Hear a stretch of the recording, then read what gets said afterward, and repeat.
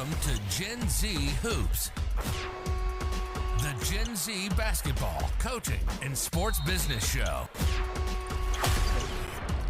What's going on, guys? Welcome to another episode of the Gen Z Hoops podcast. I'm your host, Ashton Khoorchand.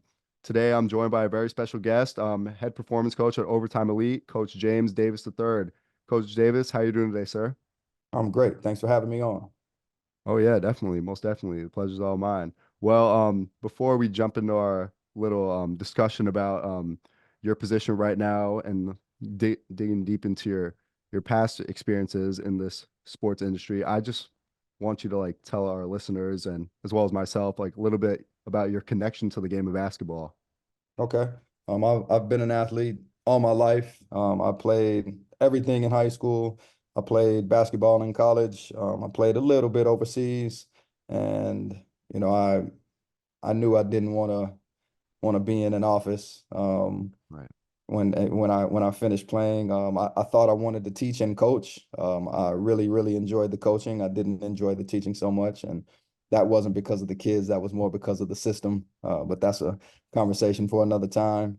And I knew I wanted to be involved with athletics, and once I started into the strength and conditioning and the physical therapy world, I kind of fell back into my love for the game. Oh, wow. That's amazing. Can you talk a little bit about your experience playing overseas? Like, what country did you play in? I played in Lithuania, so I had a college teammate who I was really close to. And after we went home, this is right after I stopped teaching and coaching. And he called me one day and said, "Hey, you want to come to Lithuania?" And I said, "Yeah." And he knew a coach that was looking for a point guard. And so, I sent some film and I went there. And I'm really happy I did it. It wasn't big time. It was second division in Lithuania, but it was a very good experience. I'm glad I got to see where he was from. And my grandfather died while I was there. I'm Oh, very wow. close Sorry. to my grandparents. I had them all, and so that was kind of the deciding factor of me saying, "Hey, I can't be that far away from home." Yeah. Just in case something happens to them. So luckily I was able to get back for the funeral and everything. But Right. yeah, so Oh, good, very good experience though. I'm very happy that I did it. yeah, most definitely. I actually played a couple years overseas as well. I went overseas with this organization called Super League Athletic Academy. We go over to Greece every year when I was in high school. We played against the Okay. U19 national teams over there, Giannis's Right. old team as well. It was insane experience. Like I heard all these NBA players tell stories about the crowds over there, like Jokic Mhm. when he's getting Yeah. booed in Miami. What was your Yeah. experience with those crowds? I mean, because it wasn't, I think because it was the second division, people didn't get too rowdy. We had good crowds in the gyms that we played in, but I don't think it was anything like, the Euro League games where Yeah. they have, whistles and drums and they throw stuff at you and, it's, yeah, I don't think it compared at all to that. Yeah, definitely. I'll never forget my first year going over there. Our coach took us to one of the pro games, the Panathinaikos pro games, and Thanasis Antetokounmpo was actually playing. Right. I'll never forget this. They were throwing smoke bombs in the Yeah. crowd, Yeah. smoke all over the place. There was a huge mushroom over the arena because it was one of those opened up arenas too. Right. I was looking around wow, they don't do this at Madison Square Yeah. Garden. Insane. Well, Yeah. that's Different fan culture for sure. I know. That's why Jokic, when he was getting booed in Miami a couple years ago, he was like, "Man, I played in Serbia. This, nothing compares to that." Right. Yeah, man.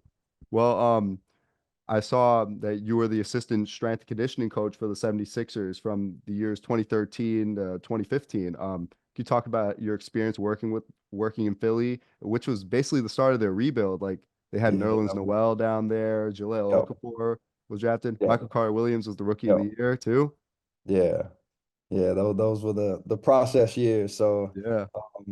a lot of losing, but I'm very glad that I went and had that experience. The NBA it's a bit of a different animal just because of the nature of the season. You're traveling a lot and you're crossing time zones a lot. So you really don't get to put the work in that you'd like to, especially as a strength coach. But you have to kind of make do with what you can get, and then you also have to deal with guys who don't necessarily want to lift, and so Really? that makes it even more challenging. And Right. so, it's that's a place where I learned that, the relationships, I mean, I knew that going in, but in those situations when guys are basically your peers, that relationships it becomes even more important. And so, they have to know that you care about them and that you're really trying to look out for them. And then, there can be some give and take as far as what they need to do versus what they want to do. Right. So, but it was a great experience. The biggest thing that uh that I took away from that was the relationships that I had with the staff. So, I still talk to a lot of those guys. A few of them I consider very close friends. So it was good. It was good. Yeah, it's amazing, man. Can I don't want you to like expose like anyone right now, but do you know like the mindset, like the mentality behind of not wanting to lift? Because I always thought like lifting weights in season is to like help like enhance your performance on the court, if anything, like maintain your Yeah. strength, maintain your speed. Yeah. Like I don't get But why NBA players wouldn't want to lift. Like, well, you deal with a lot of BS, gym science, a lot of old school thinking. And mm, so those guys grow up, and I was the same way. I grew up hearing, if you lift weights, you'll be slow, you'll get too big, you won't be able to play ball. And stunning so growth I'm too. not the tallest guy. I'm only 5'9", with my shoes on. Right, So so and I was always fast. So when I was in high school, I didn't want to lift because I couldn't afford to be slow because right, speed was my thing. I was athletic. And so those guys grow up hearing that. And, oh, if you lift weights, you won't be able to shoot, and they grow up hearing that all the time from everybody. And then, when you're 6'9", it's tough to lift. And right, and a lot of those guys don't want to do anything that they're not very good at because they're really good at playing basketball. And so, it's hard when you have really long arms and really long legs. There's a lot to control, so it's difficult. And so it's not their favorite thing to do. And so you have to kind of overcome those barriers. Like I said, the relationship is very important. They don't care about the letters behind your name or any of that. They want to know that you're trying to look out for them, not just there to get a check or whatever the case may be. And so once you can kind of develop those relationships, then it's a bit easier to kind of convince them that, hey, like this is good for you, even though like, yeah, it might suck, but it'll only suck for a little bit. You'll get used to it and then it'll be much easier. And so it's that's the challenge that you have to deal with. yeah, I totally agree. Hearing your point of view right there, don't you think it's insane like how the kind of generations kind of change with strength conditioning? Like how you said back in the day, they were like, oh, don't pick up a weight, like Mm. it'll make you slow, it'll throw off your shot. But now it's like incorporated so much into game preparation, Yeah. off-season training. Like I feel like that's so amazing how times have changed in Yeah. basketball. Thank goodness. I tell people all the time, I need a refund because I had a lot of coaches telling me the wrong thing. I wish I Right, would have started lifting. I didn't start like lifting for real until right after my freshman year of college. right. And, if I would have started when I was in high school, I would have been, that much better. So it's definitely important. Yeah, definitely. I wouldn't even be able to dunk without my trainer, Austin Right. Stoner. He's out in Brooklyn right now. I just worked out with him this morning, actually. Right now we're on a squat program, trying to like increase my vert a little more, Okay. because this my first year I'm basically redshirting my first year in college, so Okay. I have like a couple more years of eligibility. So I'm just trying to keep getting better. Yeah. You have a whole year worth of an Yep. off season. Yeah. More weight to put on, get faster.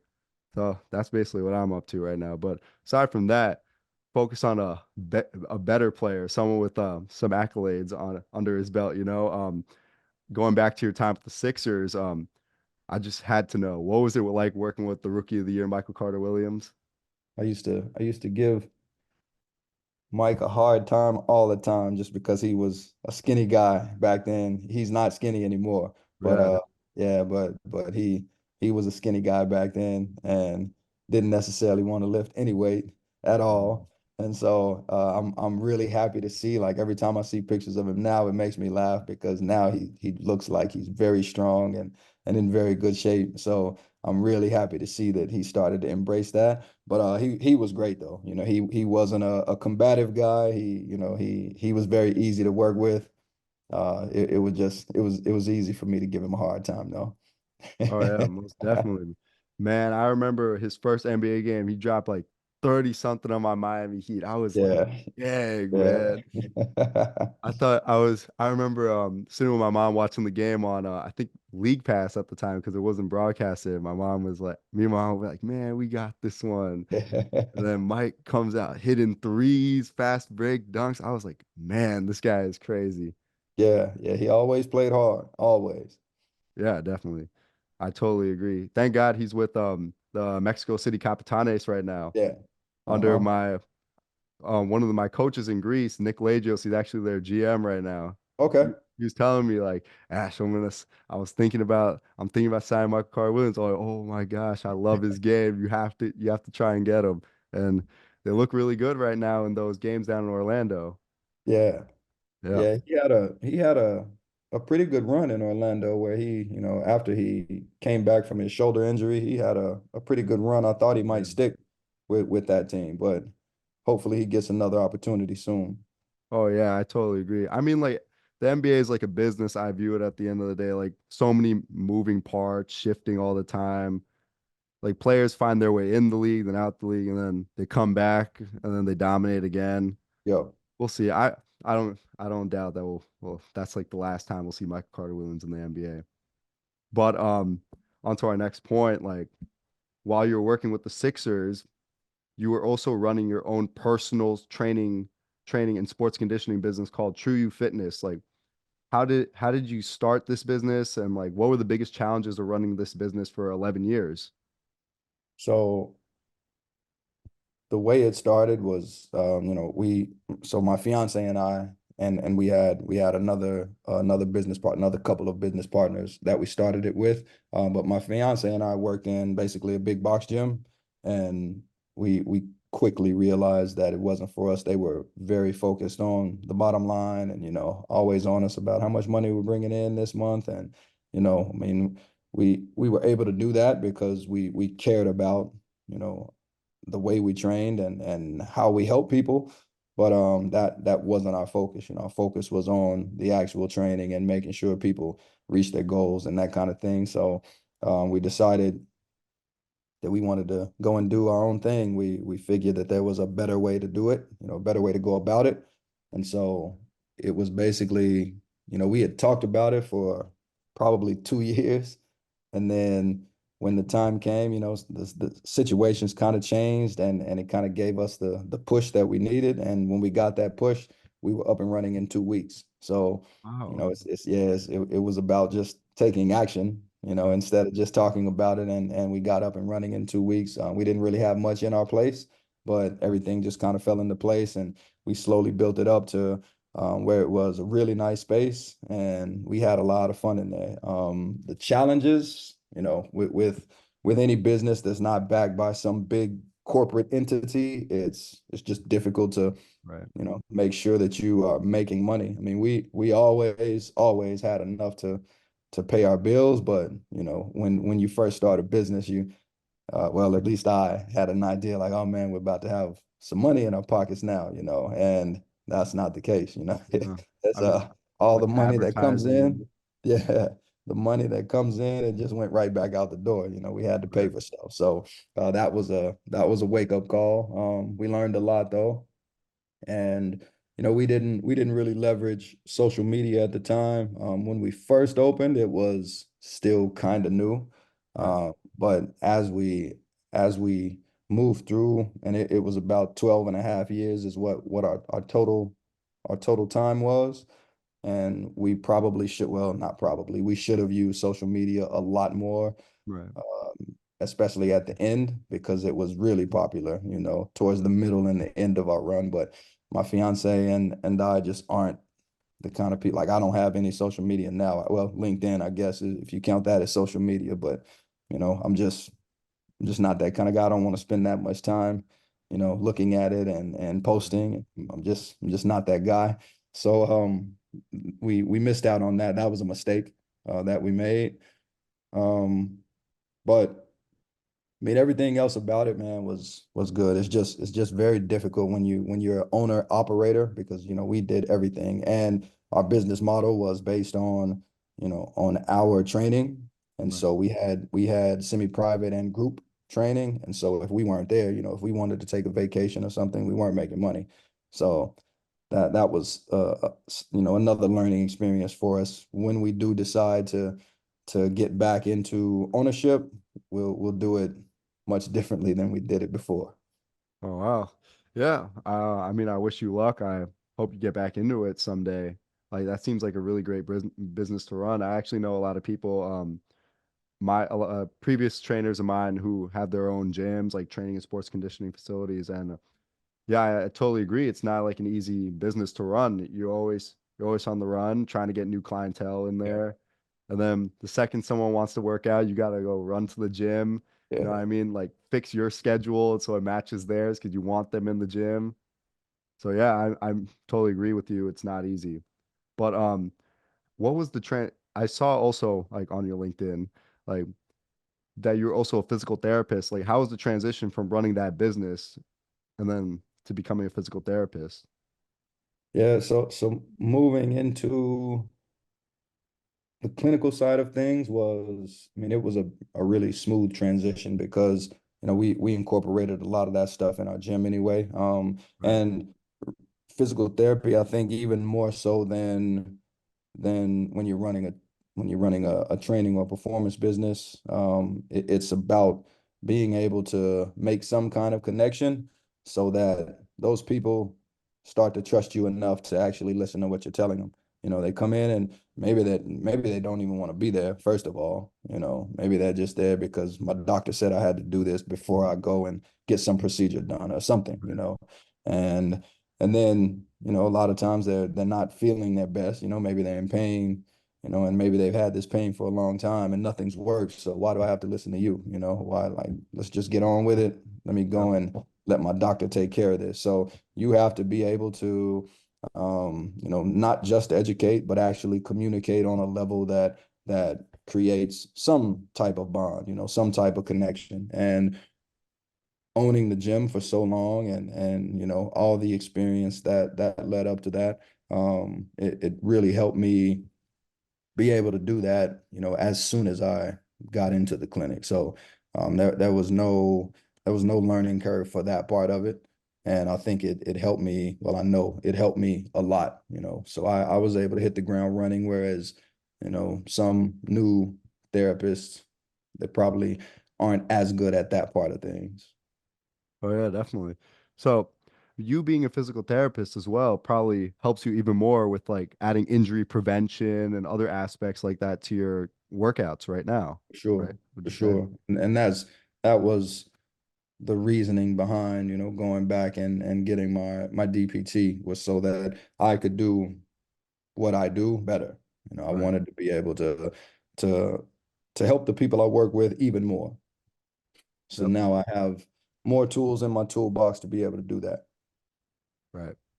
So now we've discussed all the previous aspects of your career. Let's focus on the present now. So like as I said before, you're currently the head performance coach at Overtime Elite.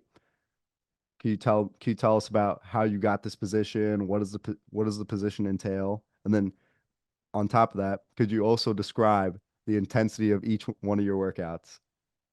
All right. So going back to the relationship part of things, when I was in Philadelphia, so when I first started at OTE, the assistant GM from my time in Philadelphia was the GM at Overtime Elite. Oh, And the guy who ran the whole sports medicine department during my time in Philadelphia was the guy that he called, was the guy that the GM called to kind of get our health performance and development team together. So Oh, he was the consultant. And so he called the guy who was my boss when I was in Philadelphia, a guy named Jesse Wright, who is a dear friend of mine. He called him and told him, just about OTE and what it was going to be. And he said he wanted he wanted Jesse to kind of leverage his relationships with all the different vendors that he had built relationships with over the years so that they could get the weight room together. And right away, Jesse said, you should call James. He would be perfect for this position. And, Jesse called me and said, you're going to get a phone call. And so, I said, okay. and it happened pretty quickly from there. that's great, man. And now, onto your you guys are in season right now. Could you Yeah. describe a little bit about like what your in-season lifts are looking like and how you help your athletes like maintain that level of strength throughout their rigorous season? Right. So right now, so we just started and then we'll pick it back up when they come back from Christmas break. But right now we're starting the part of our program that's based on deceleration basically. So we'll do a very heavy split squat Right. and we'll go from that to basically a vertical jump with a split stance catch, and then we'll do some drop squats, kettlebells, kind of heavy, but not crushingly heavy, but just helping them slow down is what we're doing right now, and we every day is a bit different every day. So that day is our split squat day, and our step up day. We usually do a lot of deceleration stuff, and then we have a day where we do RDLs, and that day is really based on concentric power. So they'll do broad jumps, things like that. But we use during the season, I like to use a lot of contrast. Mhm. Just that way I can keep the volume low, and we can still train across the speed strength continuum, and so it's we have a very, I guess, intense way of loading our guys. We want, so a part of that is because I want them to get stronger, of course, and then Definitely. the other part of that is I want to make sure that they know that like weight isn't dangerous, and then there's a mental component to that as well. And I don't mean like mental toughness BS. I mean Right. having the confidence to challenge yourself, Yeah. and I think that transfers to the court and in life. You don't, if you're scared to do everything, then you'll never accomplish anything. Yeah. And Right. so that part of it is something that we're big on. And it's like I said, we have a lot of fun, but they work during the season. They work. We don't. We don't even use the word maintain. We're trying to get better all year round. That's a great mentality. Do the guys in the locker room give you a lot of like garbage about having bad ox or anything like that? No, because I let them. They handle that. The only time I hook up is when they ask me to, and I still ask them what they want to listen to. But I let them bring a phone in. We don't bring too many phones into the weight room, Right. but I let them bring a phone in, and they put whatever, they play whatever they want to play. What's your go-to when they ask you to cue stuff up? Oh, I literally say, what do you want to hear? And then I put whatever they say, I put it on. So Do you ever jump in with them? Like keep bringing the energy? Like, nah, it's I've never been, just because I want to pay attention. right, So yeah. now they challenge me often, and so after they're done, I'll have to put them in their place sometimes. But but yeah, now when they're working out, I'm paying attention to what they're doing. Oh wow, that's amazing. A personal story of mine, I actually my when I was in high school, I went to all boys boarding school out in Connecticut called Salisbury School. My assistant coach Bryce Daly, me and him would like lift all the time together in the off season after the season. We'd be in our like tank tops together and I'd like give him garbage all the time, saying like, "Man, coach, I can outlift you." I remember one day he was stacking 45s on the bench, and he was like, "All right, Ash, sit down and lift this." I couldn't even get the bar off, like lift the bar, and you see, have this guy like he's like, step aside, he's pressing this thing for like 15 reps. I'm like, put me right in my place after that. I was like, of course I like kept going back at him and like talking trash to him after that, because that's just like the relationship we have. But like, Yeah, yeah, like have that's great. not too proud moments of myself, like, not too I, proud moments right I there. get that a lot. I get that a lot. Lots of trash talk in the weight room.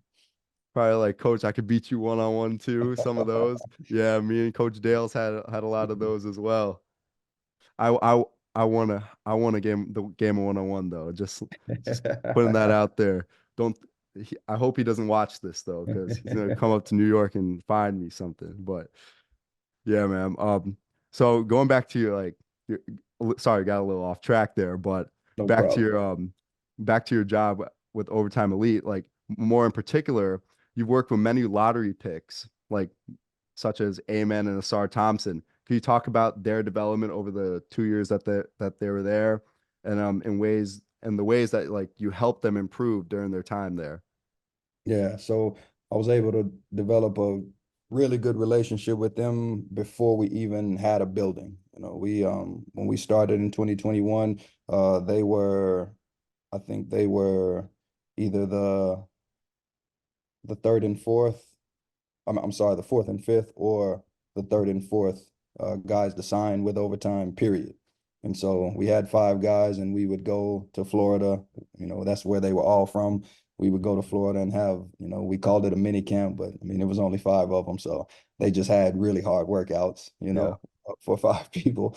And, during those times, we would have to rent cars and everything. So they would ride with me, and we just, we were able to kind of start creating that bond early. And then once we got to the building, once we got here to Atlanta, I mean, we just continue to grow that bond. So we're very close. They actually invited me to the draft. It was wow. really cool to get to see them, achieve the ultimate dream. And Right. it's really cool watching them play on the biggest stage right now. So I'm loving that for them. I'm really happy. I'm really proud. And it makes it even better because, they were guys who were never afraid to put the work in. They always were in the gym. They didn't get distracted by, any of the noise. They just continued to work on their craft. And what makes me feel even better is, neither one of them liked to lift when they got to OTE, and now they both say they like it. So, Yeah. that's a great feeling when you Yeah. hear that. Can you talk a little bit about like that, since you were at the draft personally, can you talk a little bit about that experience seeing them walk the stage and shake the commissioner's hand? I believe they were picked like back-to-back picks, right? By Right. Four and Detroit and five. Houston. Yep, Yeah. yep. So it was, I mean, it was just awesome, man. Like I said, so proud, so happy. When you, especially when you see good guys make it, like Right. that just makes it that much sweeter. And I mean, it just, we were all just overjoyed. They're so easy to be around. They're easy to work with, and so you want to see guys like that succeed. And so to see them, on that day, with that life-changing experience was just great. That's amazing. I mean, I don't mean to like make you feel uncomfortable or anything right now, but like you seem like a really humble guy. Like this throws you into a whole different tier, like NBA talent, like under your clientele. That throws you into a whole new tier of trainers, like the Chris Brickleys, like not strength and conditioning coaches, but like you're an elite trainer now. Like, wouldn't you classify yourself as one of those now? Man, I'm just a cheerleader. I'll never take credit for anything that anybody that I work with does. You'll never see me. You'll never hear me dropping names. You'll never see any names on anything that I write. Like I'm just not. I don't do that. Right. And so I'm always happy when guys succeed. I'm always happy when guys get better, and that's why I do it. I don't need any recognitions. I'm a very, very behind the scenes kind of guy. That's amazing, man. Can you talk? our last point here, and what I really like have been like dying to ask you, what is your philosophy when helping these athletes improve? Like over here, my mentor and I, John Harder Phyllis, he works in the NBA commissioner's office right now. Whenever we do something great, we have a saying, that's what winning looks like. So it can be anything like, oh, he was on the Greece trip as well, seeing me like go for like 20 points. He'd be like, Ash, that's what winning looks like. Or I scored this interview with you. Thank you so much again. Ash, that's what winning looks like. Do you have a philosophy or saying that helps you push these guys in the weight room? Um, I mean, I think it's much more the relationships that we build. All of those guys know, whether I'm, raising my voice or telling them things that they don't necessarily want to hear, Right, or whether I'm, being their biggest cheerleader, like they know that I care about them and I want them to get better, period. right, I tell guys the only thing that I want from you is for you to go and make NBA money for as long as you possibly can. That's the right, only thing I want, and and I'm very intentional about making sure that my words match my actions. And I'm very intentional about, setting a good example, especially, being a black man and dealing with mostly black young men. yeah, We don't always have the best role models. And so I'm very passionate about that. right, And, before anything that they do on the court, before anything that they do in the weight room, I want them to be good people. I want them to know what it means to be men and to be successful in life, whether that involves basketball or not. And so, that's kind of how I approach that. And I think they understand that. And so I think we have, a level of respect that really helps us through, any of the challenges that we face, while we're there. We're not always gonna agree. Everybody's not always gonna do what they're supposed to do. But regardless of, you know, how we handle that, it always comes back to something good because they understand, I just want you to be all right. As long as you're good, I'm good. yeah, And definitely. so starting from that base, I think makes it really easy, when I say, hey, put some more weight on the bar, and they'll give me a hard time if any of them hear that, because that's what they say I say all the time. But when I say that, they trust that Right. I know what I'm talking about, that they can do it, and I mean I use that to motivate them and to teach them, that the mind is powerful, and you you can you can do you can do things as long as you believe you can do them.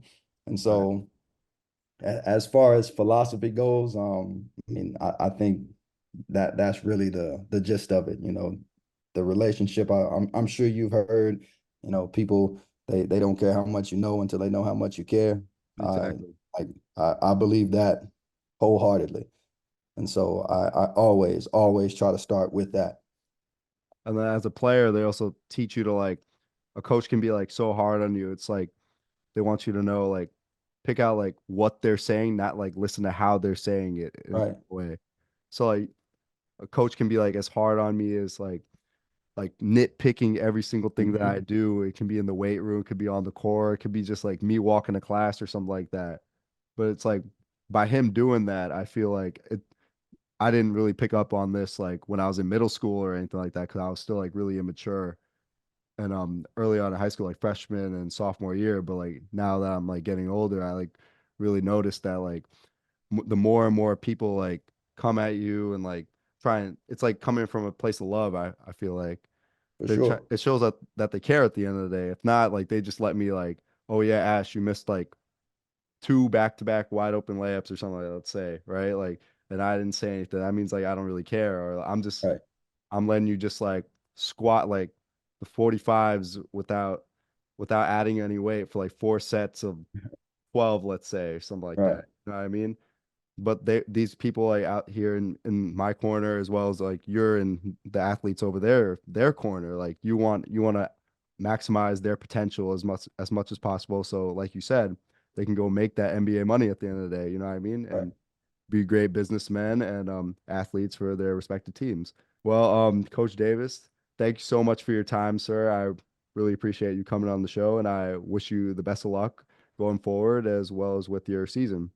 All right. Thank you. Thanks for listening to Gen Z Hoops.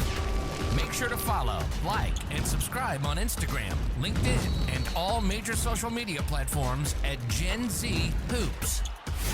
You can tune in and subscribe on Apple Podcasts, Spotify, YouTube, and every other podcast platform on the planet. Get ready for the next episode.